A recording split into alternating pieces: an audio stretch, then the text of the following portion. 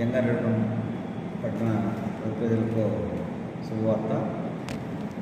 April 30 లోపల ఇంటి పన్నులు, ప్రాపర్టీ ట్యాక్స్, ఖాళీ స్థల పన్నులు మరియు ఇంటి పన్నులు కట్టుకున్న వారికి 5% రిబేట్తో ప్రభుత్వం వారు అవకాశం కల్పించారు. కాబట్టి ఈ అవకాశాన్ని అందరూ సద్వినియోగం చేసుకోండి. అదేవిధంగా మార్చి 31కి 2025-26 సంవత్సరం మార్చి 31కి ఎవరైతే కట్టుకోకుండా ఇంటి పన్నులు చెల్లించకుండా మిస్ అయిపోయారో వాళ్ళందరూ ఏప్రిల్ 30